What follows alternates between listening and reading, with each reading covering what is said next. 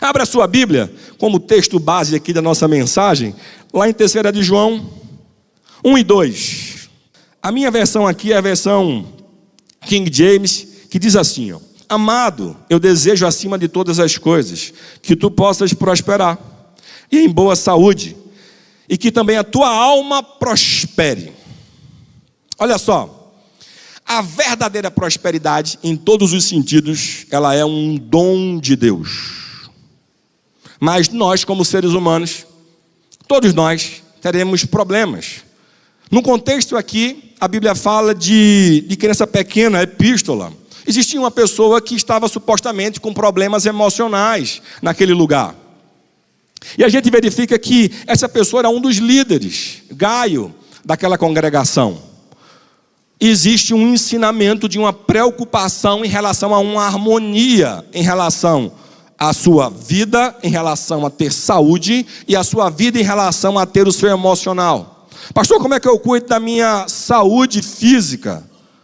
Comendo uma boa comida, fazendo exercício físico, sacrificando em relação a algumas escolhas daquilo que você quer, para que você possa manter a sua caixa aqui sempre bem organizada, bem estruturada, para que você possa ter saúde, para desfrutar das melhores coisas dessa vida. Com a tua alma também há necessidade de você trazer alguns nutrientes que estão contidos na palavra de Deus, como um alimento sólido, para que você possa ter uma transformação da sua vida. Vamos lá. Quando você quer buscar ensinamentos em relação à educação de filhos, você precisa buscar ensinamentos na palavra de Deus. Quando você tem a necessidade de buscar ensinamentos sobre casamento, você busca na palavra de Deus. Quando você é jovem, a Bíblia também traz alguns ensinamentos em relação à sua juventude. Aonde você pode ir, do que você deve fugir, porque você precisa viver em harmonia. Se você é feito de corpo, alma e espírito, precisa haver um alinhamento em relação a essas três coisas do qual compõem você. O problema é que muitas vezes a gente acha que vida sentimental não precisa ser cuidada e vai vivendo como se fosse o último dia da sua vida, sem ter um cuidado em relação à sua alma. Não se importa com o próximo, não se importa com as pessoas que estão dentro da sua casa, seja sua esposa, seja seus filhos, e vai vivendo a vida. Só que a Bíblia traz diversos ensinamentos para a gente, de que a sua vida precisa ser conduzida pela luz do que se refere à palavra de Deus. Olha o que diz a palavra: lâmpada para os meus pés é a tua palavra. É impossível dar qualquer passo se você não consegue enxergar um palmo na sua frente. E a Bíblia faz a analogia de que, para que você possa caminhar para os próximos níveis da sua vida, você precisa ter um impulsionamento emocional à luz da palavra de Deus. É por isso que Jesus disse assim, no mundo tereis aflições, mas tem de bom ânimo, ou seja, conecta a sua mente para algo que vai lhe energizar, para que você possa saltar os problemas, subir os degraus da vida, e você possa vir a ser uma pessoa de excelência, mesmo em meio às aflições. Eu costumo dizer que a diferença entre nós que estamos aqui e um mendigo que está na rua é porque nós continuamos a acreditar de que a vida ela tem um sentido e que eu ainda vou desfrutar do melhor dessa terra em abundância. E aquele que está na rua, ele desistiu de acreditar de que o trabalho dignifica o homem, desistiu de acreditar de que o trabalho é que abre portas para que ele possa conseguir ser alguém. Porque se tem uma coisa que traz felicidade para o homem, conforme Salmo 128:2, é de que comerás do fruto do teu trabalho e serás feliz e próspero. Vamos aqui a um esclarecimento desse texto rapidamente para vocês. Se você hoje come porque alguém lhe deu alguma coisa, você sacia apenas a sua fome momentânea, mas não traz felicidade, porque você sabe que amanhã talvez você não tenha o que comer.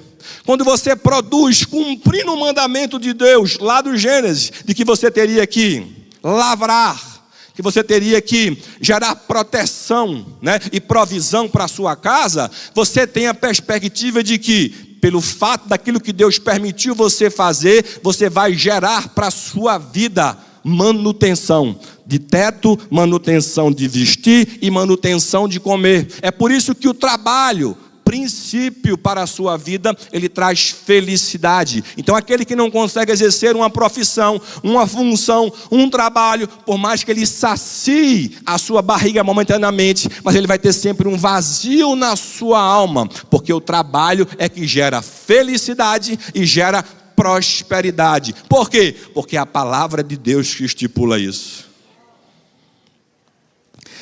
Só que aí existem algumas questões. A gente nasce em ambientes diferentes, às vezes com perspectivas financeiras diferentes, e nossa mente quer criar alguns graus comparativos. Eu lembro de algumas histórias de que eu passei na minha escola, do qual meu pai ele tinha um corcel branco. Quantos aqui são da época do corcel branco? É a turma aí que está beirando aí dos 40, entre 40 e 60 anos, né? Estamos ficando velhos, né, gente? Meu pai tinha um corcelzinho branco cheio de ferrugem. Eu estava numa escola muito boa, escola evangélica, chamada Agnes Erskine, lá em Recife. E quando meu pai chegava com esse carro lá, eu ficava meio que me escondendo. Por quê? Porque o ambiente que eu estava não era um ambiente para aquele tipo de carro. E eu começava a criar graus comparativos em relação à pessoa do meu pai, um homem de Deus, em relação a outros pais. E para poder complicar a minha situação, eu tinha um xará na minha sala, chamado Flávio também. Era um japonês chamado Flávio Takashi Kaneko. Não é brincadeira, mas é o nome dele. Eu era o Flávio Varela Torres, só que o Júnior. E ele, com seu papai e sua mamãe, eles tinham um carro que parecia um carro do espaço. Ele chegava no seu carro, todo mundo ia ver o carro dos pais do Flávio. E quando meu pai chegava, ninguém queria ver o corcel do Flávio.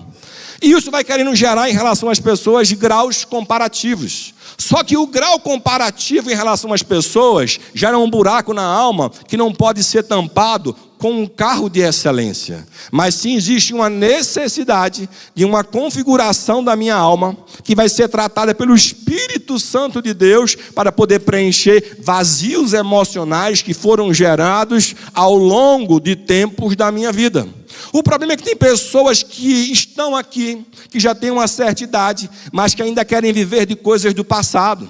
A sua mente, ela precisa entender de que as coisas do passado, elas têm que estar na sua mente para poder lhe trazer boas recordações, para poder lhe dar sempre ânimo em meio às dificuldades do presente, para que você possa seguir em frente, porque um dia você já adquiriu alguma felicidade na sua vida. É por isso que pessoas que vivem do passado, como se fossem museu, elas não conseguem romper a vida para serem homens e mulheres que vão ter crescimento, porque elas não conseguem viver o presente e projetar algo grande para o futuro da sua vida. Elas vivem sempre presas ao passado. Ou seja, feridas emocionais, frutos de grau comparativo, ela gera destruição do teu presente e do teu futuro. Porque você não vai conseguir ter forças para poder dar a caminhada daquilo que Deus quer que você faça. Tem pessoas que às vezes por uma desilusão, amorosa, elas não conseguem apagar as dores e querem simplesmente tirar a sua vida. Porque ela tem feridas emocionais que precisam ser tratadas. Mas quem vai tratar a tua ferida emocional nesta tarde é o Espírito Santo do Senhor que está aqui. Porque Ele é quem transforma vidas, Ele é quem renova essas vidas, Ele é quem preenche esse vazio, Ele é quem intercede por você quando você não sabe o que clamar, o que pedir, com gemidos inexprimíveis. Então, se você quer prosperar, a primeira coisa que você precisa ter na sua mente é que você precisa configurar a sua mente para que você possa ser uma pessoa de sucesso, porque você é integrante do reino de Deus, e quem é integrante do reino de Deus, ele já tem uma herança para que ele possa possuir e dizer que é sua. Tem um texto aqui que diz assim, ó. Eclesiastes 10:19. Por tudo aqui na terra o dinheiro responde. Sabe aquele carro que você fala assim, foi Deus que me deu? Na verdade foi Deus que abriu uma porta para que você possa receber aquele carro. Porque Deus vai sempre conectar pessoas para que aquilo que você almeja chegue na sua mão. Só que o problema é que muitas vezes você pede algo a Deus, não para que o nome dele venha a ser glorificado, mas para poder preencher vazios na tua alma, ou para que você venha mostrar algo a alguém que você quer tampar um vazio do passado.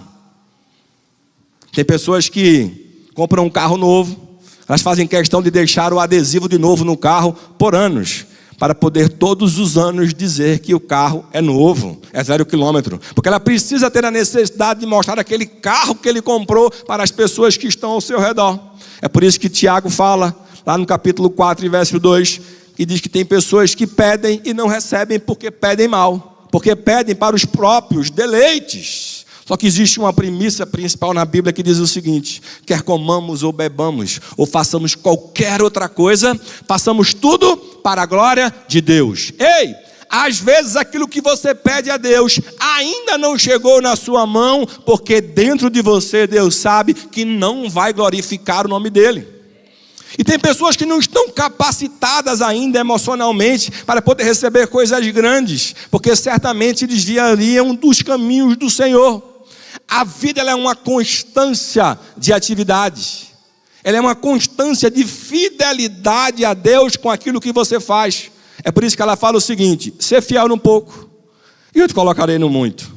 Se você começar a entender como é que funciona o reino de Deus aqui na terra, você começa a entender alguns destaques que a Bíblia dá de personagens que eram tidas e vistas como personagens sem valor, mas que conseguiram alcançar posições gigantes aqui na terra.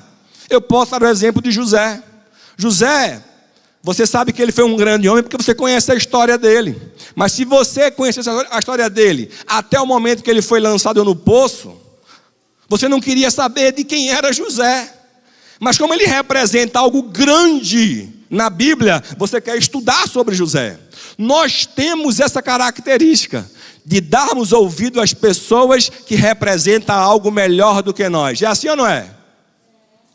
Só que a Bíblia fala o seguinte, de que José, sendo fiel no pouco, servindo como escravo na casa de Potifar, ele era próspero. Sabe por quê? Porque tudo aquilo que era posto na mão dele, ele fazia com excelência, como se estivesse servindo ao próprio Deus aqui na terra. Mas na frente passa o tempo, José está lançado agora no cárcere, sem cometer um crime.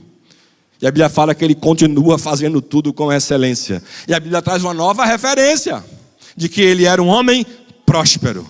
E tudo aquilo que tinha ali foi entregue na sua mão. O problema é que você acha que para que Deus possa te fazer prosperar, você precisa confiar no seu braço, no anel no dedo, nos diplomas que você tem.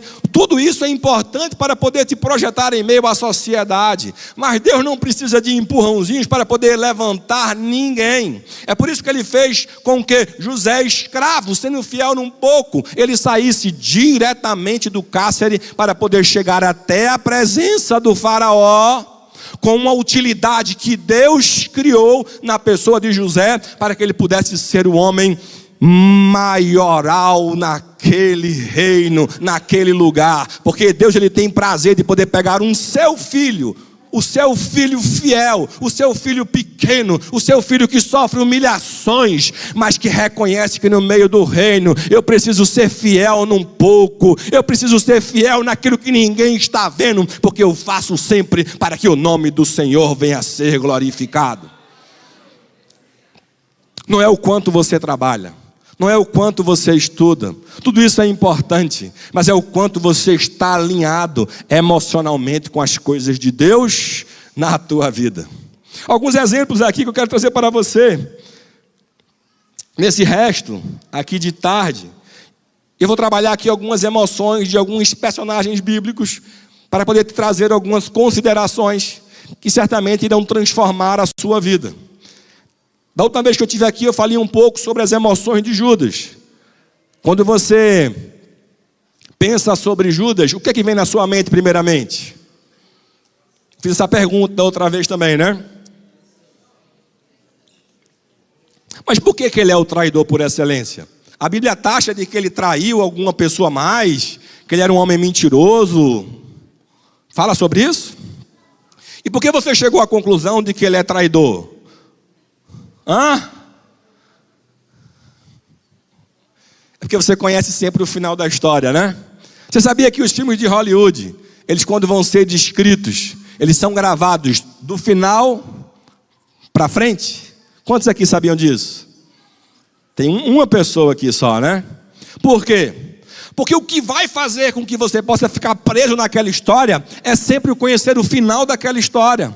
Você vai ter sempre personagens de estimação para poder motivar a sua vida para um crescimento.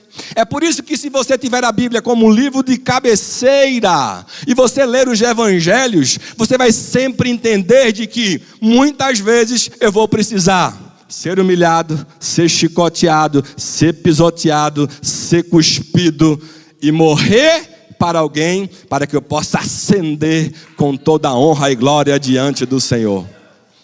É por isso que a Bíblia fala de que quem quer ser grande, vai para o final da fila. E o menorzinho que está ali fazendo as coisas conforme a vontade de Deus, sendo fiel, para que o nome dele venha a ser glorificado, é esse que Deus vai levantar. É por isso que na história ali de Davi, ele foi até esquecido pelo seu pai, mas Deus conhecia o seu coração, porque Deus não se preocupa pelaquilo que você faz para mostrar às pessoas, mas sim pelaquilo que você faz no oculto, para que o nome dele venha a ser glorificado, porque o propósito principal de Davi quando foi vencer Golias, e Deus já sabia, porque Isaías no capítulo 46, verso 9 e 10 fala de que ele é aquele que está no passado, mas já profere as questões mostrando o que é o futuro. E ele está aqui no futuro. Ele é como se ele voltasse aqui de ré, como diz um bom pernambucano, para poder dizer, agora ele pode vir à existência, porque eu já sei o início, o meio e o fim da vida dele. E eu sei que a vida dele vai ser para que meu nome venha a ser glorificado. Pastor, mas eu errei, eu deslizei, eu fiz o que era mal aos olhos do Senhor. Ei, não tem problema, Jesus está sempre de braços abertos, porque os teus sofrimentos, que era para você carregar, Ele já carregou na cruz do Calvário, porque Ele ressignificou pela minha vida e pela sua vida. Filipenses no capítulo 2 fala que Ele abdicou do seu trono de glória. É como se o próprio Deus tivesse que reconfigurar a sua alma, a sua mente divina, porque você, nós é que erramos para com Ele, mas Ele disse assim, eu sei que eu não errei, eu sei que tudo que nós fizemos, Pai, foi imperfeição, entregamos um paraíso, entregamos um lugar extraordinário, mas ainda assim eles escolheram a serpente, comer do fruto diante da tentação, mas ainda assim nós vamos amar cada um deles, e eu vou ressignificar para poder transformar a vida de todos nós que estamos aqui, porque Ele sabia que um dia Ele viria à terra para poder chegar o reino de Deus aqui na terra, e nós todos seríamos, oh aleluia, integrantes desse reino, e nesse reino tem prosperidade, nesse reino tem ouro, nesse reino tem prosperidade, oh, nesse reino tem auxílio em relação às pessoas, porque nós formamos um só corpo e um só povo, conhecido como povo de Deus, aleluia. Judas traiu Jesus por uma configuração distorcida da sua alma. Vamos ao contexto aqui. A Bíblia fala que Judas era ladrão, não sou eu que falo, mas ele tinha acesso à bolsa de Jesus. Só que a Bíblia também fala de que Jesus era sustentado por mulheres ricas. Eu posso citar aqui Joana, mulher de Cusá, Susanas e muitas outras mulheres que doavam a Jesus não apenas um dinheiro qualquer, um trocado, mas doavam seus bens. E Judas era o cara que era o conselheiro financeiro, o homem que cuidava dos valores do dinheiro de Jesus e por consequência daqueles que estavam próximos a Jesus. E ele roubava, ou seja, a Bíblia não gerou um impedimento para poder dizer que ele estava impedido de poder tirar quanto ele quisesse em relação às suas vontades. Então, se o problema dele era dinheiro, se ele entregasse a Cristo para Cristo morrer, ele perderia a oportunidade de poder continuar com a sua vida de roubo, porque ele vivia por fruto não do seu trabalho, É por isso que, se eu não trabalho e eu vivo de coisas escusas ou daquilo que me dão, eu nunca conseguirei ser feliz nem próspero. É por isso que quando Judas entregou a Jesus por 30 moedas de prata, ou seja, dinheiro sujo, dinheiro da corrupção, ele não só apenas não quis o dinheiro, jogou fora, mas também tirou a sua vida. Porque quanto mais eu me afogo nos deleites da carne, naquilo que eu acho que é bom para a minha vida, como dinheiro fácil, como dinheiro sujo, mais eu me afundo emocionalmente e não tenho nem condições psicológicas de poder viver em meio a uma sociedade, em meio às pessoas. É por isso que aquele que se apressa apenas com o foco de ganhar dinheiro, ele não consegue viver. Porque ele às vezes até consegue riquezas, mas ele é tão vazio de que o que ele tem é apenas o dinheiro. Porque quando você consegue entender de que prosperidade na Bíblia vem de Tesalec, no hebraico, que quer dizer ausência de necessidades, você vê que prosperidade é um conjunto de coisas e de fatores para a sua vida, no qual o dinheiro está inserido. Se você tem uma casa para morar, você é próspero. Uma roupa para vestir, você é próspero. Se você tem saúde, você é próspero. Se você tem a sua salvação em Cristo Jesus, você é super próspero. Existe um conjunto de fatores que levam você a ser próspero. A Bíblia, quando vai dizer sobre a riqueza de Isaac, fala que ele era um homem rico, riquíssimo, poderoso e próspero. Ou seja, a prosperidade ela vem para a sua vida diante de alguns fatores que serão conquistados naquilo que você gera diante de você e das pessoas que estão ao seu redor. Porque dinheiro por si só não gera prosperidade. Dinheiro por si só não gera alegria. É por isso que a Bíblia ela condena o quê? Não ter dinheiro, mas o amor ao dinheiro. Porque aonde está o seu coração, é aonde você está. Aonde está o seu coração, é onde você está preso. É por isso que quem tem a salvação em Cristo Jesus e é salvo verdadeiramente, ele tem prazer de estar em todos os cultos, de estar em culto de oração, de levantar de madrugada para orar, de jejuar, de ler a palavra de Deus. Por quê? Porque o coração dele está em servir a esse Deus todos os dias da sua vida. Judas sabia que no momento que ele cometeu a bobeira de poder entregar Jesus por uma quantia financeira, ele deve ter se tocado. Que besteira eu fiz. Essas moedas vão se acabar, eu não vou ter mais com o que viver, e minha vida acabou. Sem falar da referência do que as pessoas dirão, melhor dizendo, pela minha vida. Então Judas traiu Jesus por uma configuração errada, emocional da sua alma. É triste isso. Quantos Judas existem em nossos meios, que acham que o foco dele é conseguir um cargo da igreja, só que ele não aguarda o tempo do Senhor, pastora. Ele passa a perna no irmão que está na sua frente, porque ele acha que derrubando aquela pessoa que está naquele cargo, naquela função ministerial, ele vai conseguir chegar àquilo que ele gostaria de ter. Só que muitas vezes ele não tem capacidade técnica para aquilo, capacidade emocional para aquilo, e ninguém chega em nenhum lugar dentro do reino de Deus puxando o tapete de ninguém. Deus fala com alguém aqui nessa noite. Se o teu prazer é falar mal dos outros, dos pastores dessa igreja, talvez o seu lugar não esteja aqui. E se o seu lugar para estar aqui, ainda por uma direção de Deus para a sua vida, você precisa ter uma transformação de vida e pedir perdão a quem você está puxando o tapete, porque as coisas não são no seu tempo, mas são no tempo de Deus para a sua vida.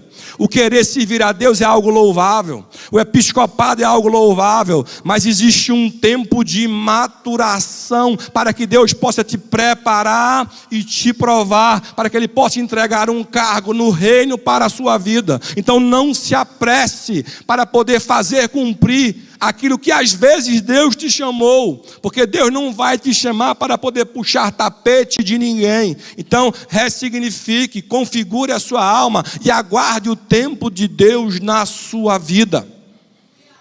Os Judas não podem existir em nosso meio, porque são pessoas que acabam com tudo por onde passam, porque começam na pessoa dele, de forma desestruturada e rancorosa.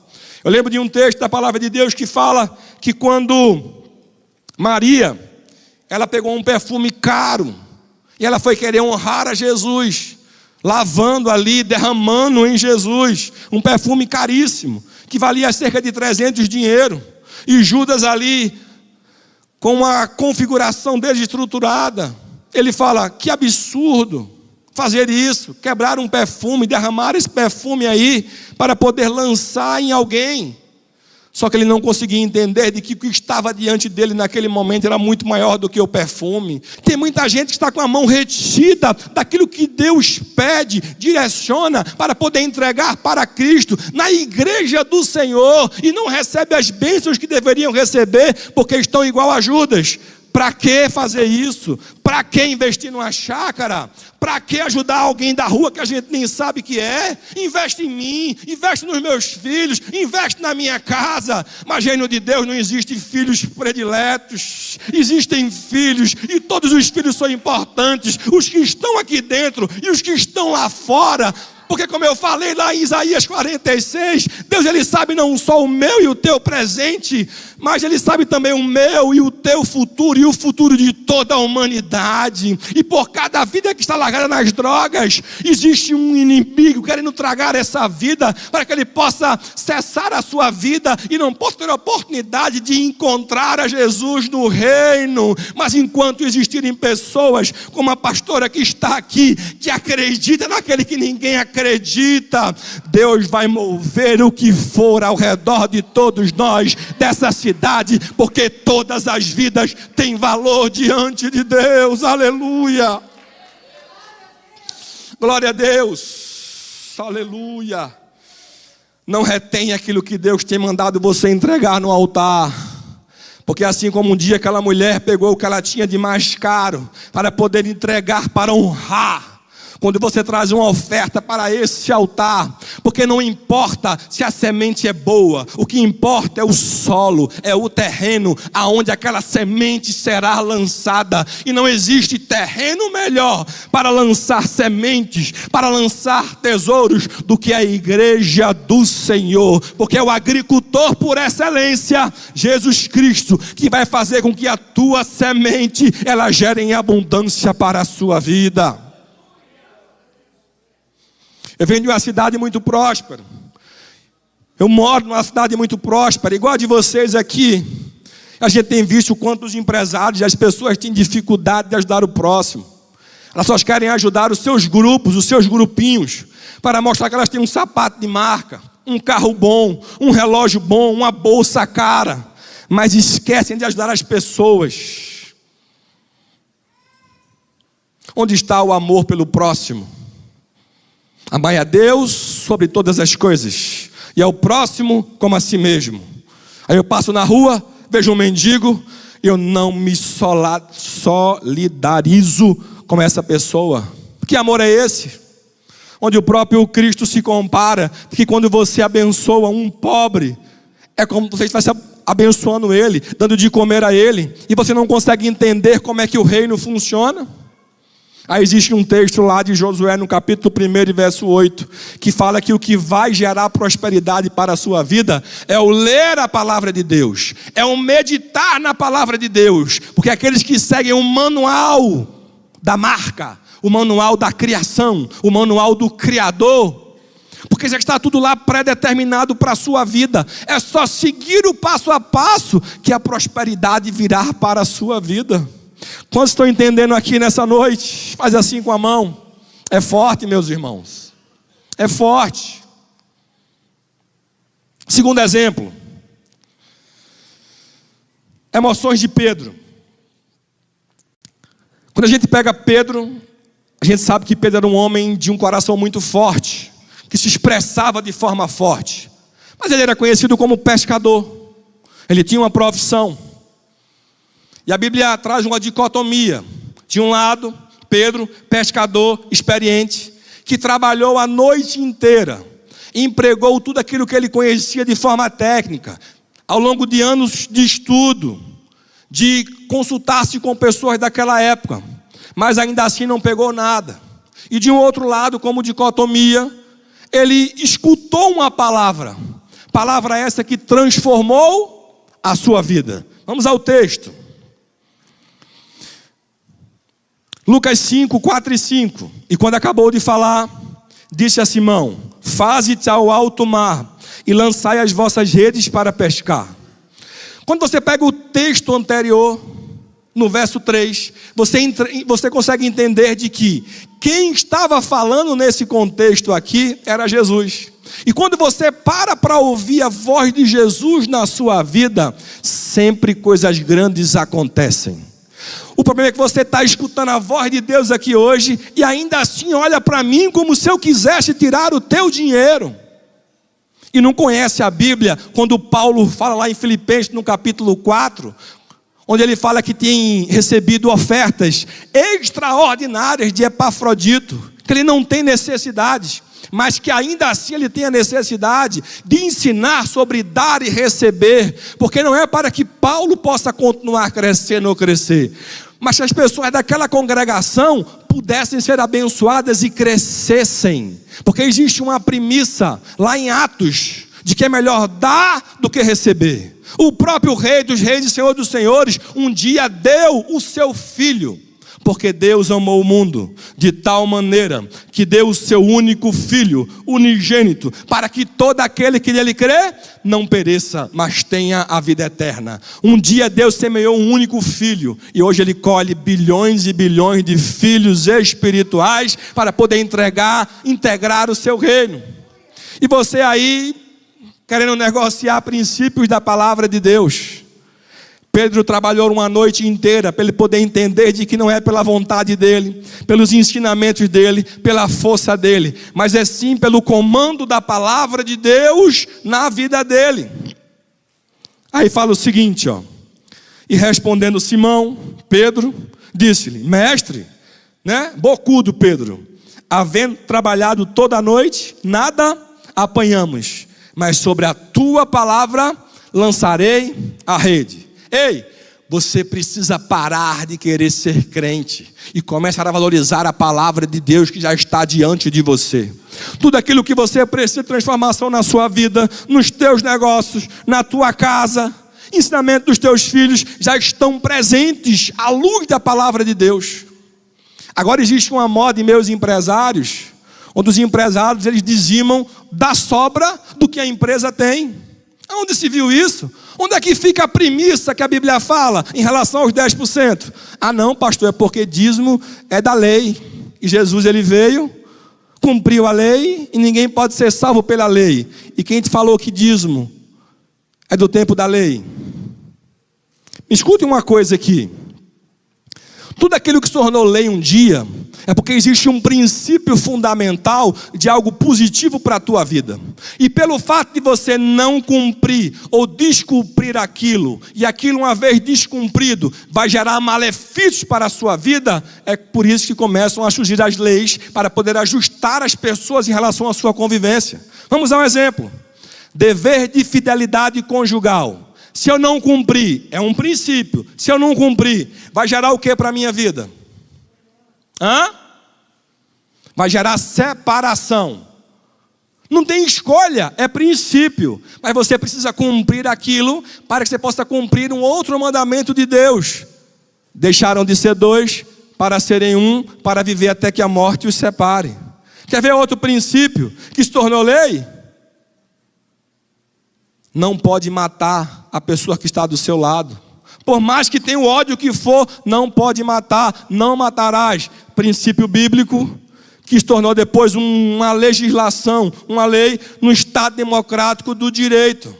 Quando a gente fala de dízimo, as pessoas não levam em consideração o que representa o dízimo, que é um momento de adoração a Deus, de entender de que tudo aquilo que eu tenho não é meu, tudo é dele. E é por isso que eu preciso demonstrar todos os meses de que se eu reconheço que Ele é o dono do ouro e da prata, tudo é dele, eu sou apenas mordomo do que Ele permite que chegue na minha mão, eu vou honrá-lo através de um princípio de poder dizimar de 10% de tudo aquilo que Deus permite que chegue na minha mão, não apenas da sobra.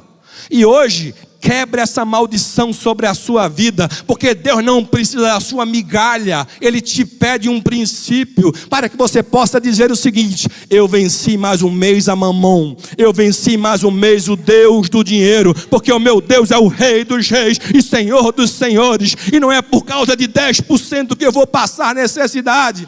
Mas pastor, já estou passando necessidade. Continua sendo fiel a Ele, porque Deus talvez queira te ensinar alguma coisa nesse deserto. Agora lembrem-se sempre, aleluia, é pelo caminho do deserto que se chega à terra prometida, e é na terra prometida que há frutos grandes, porque é uma terra que mana leite e mel, aleluia. Não é pela força do teu braço, meu irmão, é pelo cumprimento de princípios da palavra de Deus. Não deixe que esses coaches da vida queiram te ensinar coisas erradas, porque princípios milenares, eles estão contidos na Bíblia por algum motivo, para poder abençoar a tua vida. Não negocie princípios. A Bíblia cita passagem lá quando Abraão entregou dízimos a Melquisedeque, rei de Salém. A Bíblia fala também do pacto que Jacó fez no que se refere a poder entregar dízimos muito antes da lei. Depois Moisés implanta isso como lei, porque as pessoas estavam deixando de seguir princípios. E se você não cumpre princípios, as pessoas que estão ao seu redor também serão afetadas pela tua negligência de cumprimento da palavra de Deus. Ei, cuidado com as pessoas que você anda, porque assim como tem pessoas que geram prosperidade e você colhe prosperidade porque ela é fonte de prosperidade, tem pessoas também que exalam maldição e vão ecoar maldições também na tua vida e na tua família. Nesse exemplo aqui que eu citei de Pedro, a Bíblia fala que eles escolheram uma grande quantidade de peixes. Trabalhou muito menos em consequência da madrugada inteira, mas colheram uma grande quantidade. Por quê? Por um princípio, palavra de Deus. Jesus mandou, eles escolheram. E olha só, a Bíblia fala que tinham muitos outros barquinhos ao redor do barco de Pedro. Pedro, por cumprir um princípio, colheu em abundância. E aqueles que estavam junto com ele também puderam repartir da abundância que Deus gerou para todos aqueles pescadores através da vida de Pedro. Sabe aquele fofoqueiro, murmurador? Chuta aquele laço, meu irmão. Anda com pessoas que querem o teu bem. Quem quer o teu bem, ele não negligencia princípios da palavra de Deus. Então siga os princípios da palavra de Deus, independentemente de qualquer situação. Amém, meus irmãos? Pedro ressignificou a primeira pesca, quis contradizer a Jesus, não foi? Vamos lá em João 21, 4 e 6. Depois de ele ter andado com Jesus, caminhado com Jesus, aprender sobre os ensinamentos de Jesus, olha o que diz. E sendo já manhã, Jesus se apresentou na praia, mas os discípulos não conheceram que era Jesus. Disse-lhe, pois, Jesus: filhos, tendes alguma coisa de comer? Responderam-lhe: não. E ele lhes disse: lançai a rede para o lado direito do barco e a achareis. Lançaram-na, pois, e já não podiam tirar pela multidão de peixes. Quem anda com Jesus, escuta a voz de Jesus e coloca em prática aquilo que Jesus manda, ele para de estar contestando a Deus e as pessoas que são servos de Deus aqui na terra. E simplesmente escutam e dão ouvidos à voz de Deus e começam a desfrutar de uma vida muito melhor e extraordinária. Por quê? Porque escutam a palavra de Deus. Quando eu estive aqui no último mês, eu falei de um exemplo aqui de uma viúva que passava muita dificuldade. A viúva lá de 2 Reis, do capítulo 4, verso 2. E ela fez algo extraordinário na sua vida. Ela tinha um problema de ordem emocional, estava viúva, estava de luto e tinha um problema de ordem financeira, terreno.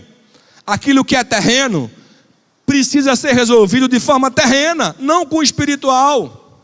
Aquilo que é de ordem emocional precisa ser resolvido de ordem emocional. Não misture as coisas. E aquilo que é extraordinário, que fuge da sua competência, que é impossível para você, quem vai resolver é Ele.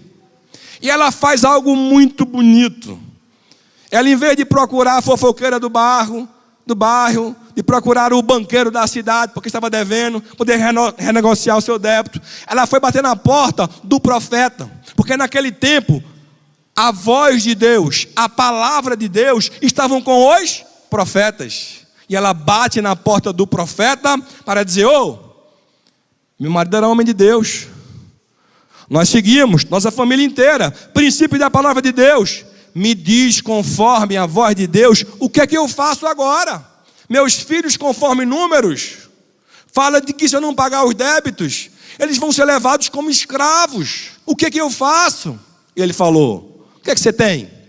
Vamos organizar aqui a situação. E trouxe comandos à luz da palavra de Deus. Porque independentemente da situação que você passe, tenha sua mente sempre forte o suficiente para buscar o que você precisa na palavra de Deus. Porque é na palavra de Deus que você vai adquirir a prosperidade para a sua vida e transformação financeira daquilo que você tanto almeja para a sua vida.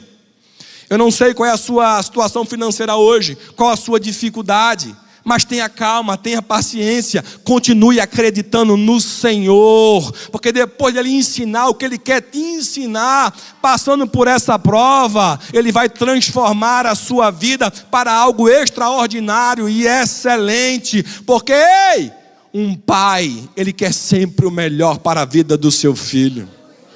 Glória a Deus. Provérbios 20:21 diz o seguinte: a conquista gananciosa e antecipada de uma herança não terá um final abençoado. Como terceiro exemplo dessa noite, eu já caminho para o fim.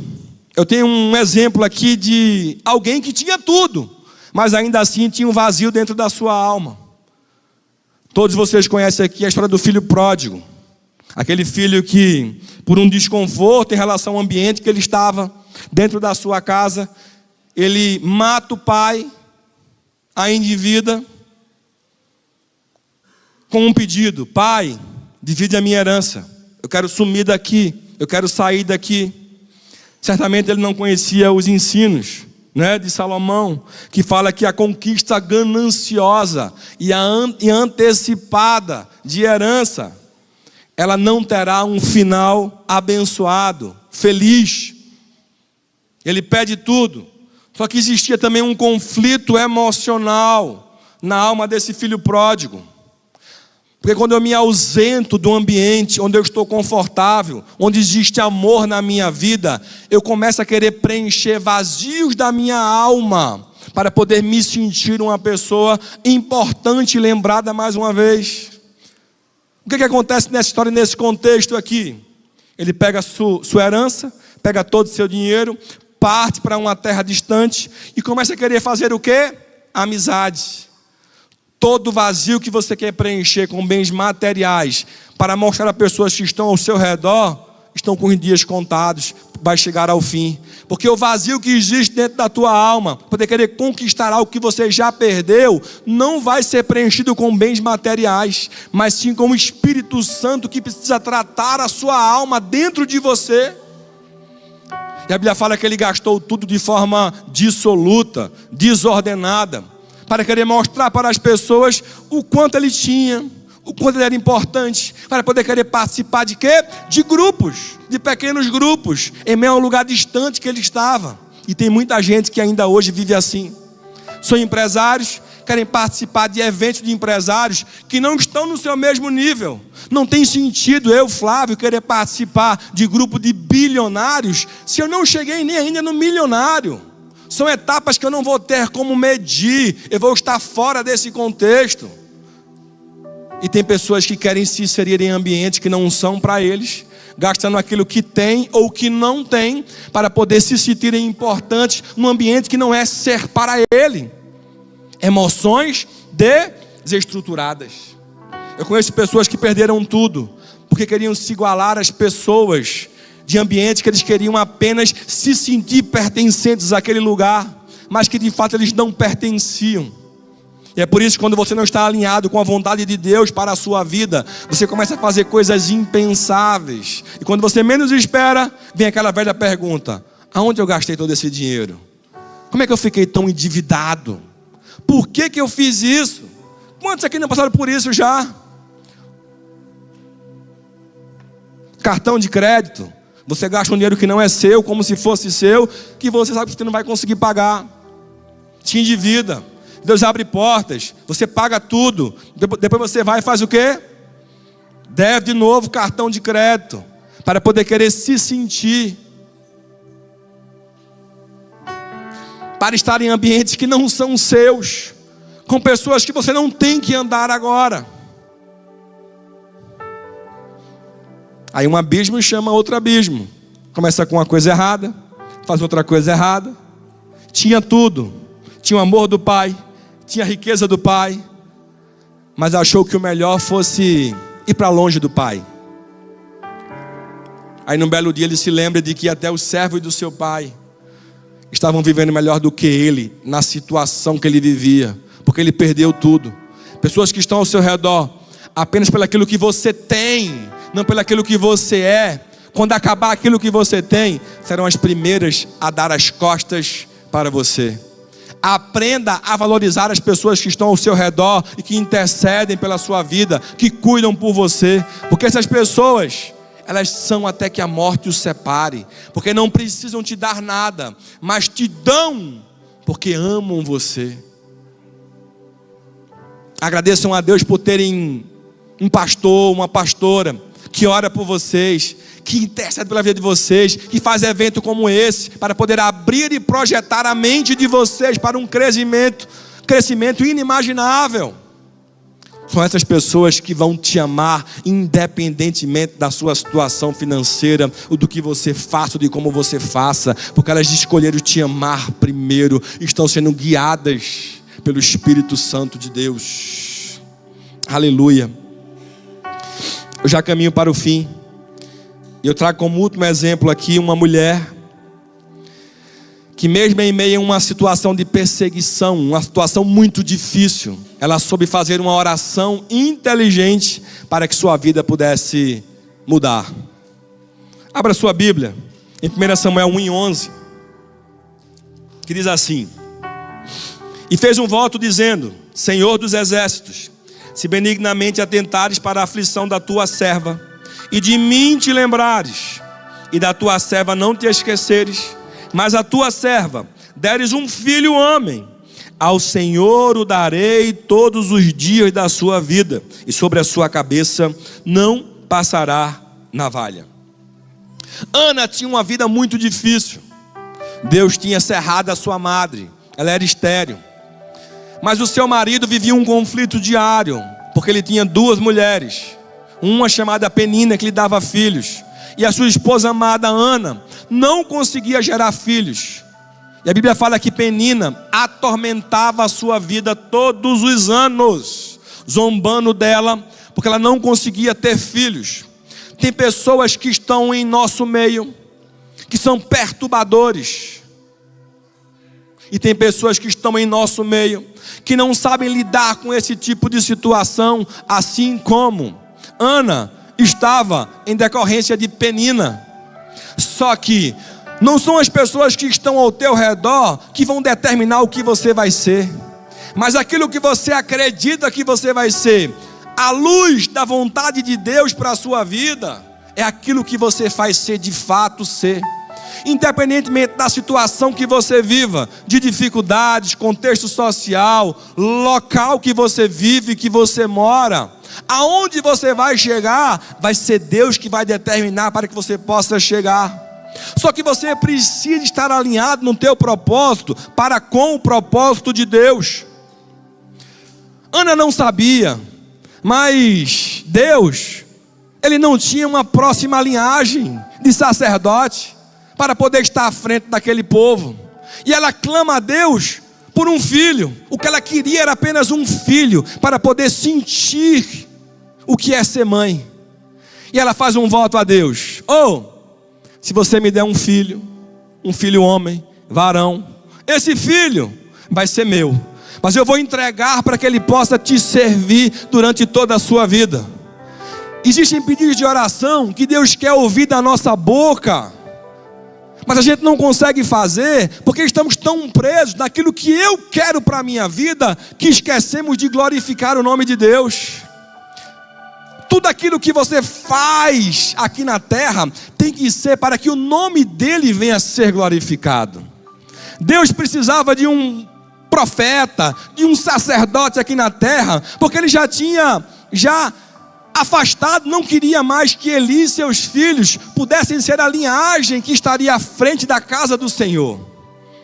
Deus para assim, peraí, geração essa que vai ser a próxima, depois de Eli, tem Ana que quer ter um filho, quer glorificar o meu nome, quer me entregar para que ele possa servir ao meu reino.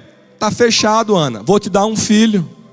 E ela faz uma oração inteligente, ela se quebranta na presença de Deus, porque a sua família todos os anos, eles tinham por característica ir até o templo, poder render louvores a Deus, sacrifícios a Deus. E numa dessas idas, Ana, ela se destrói lá no chão, começa a pedir a Deus, a clamar a Deus, e sela um pacto com Deus.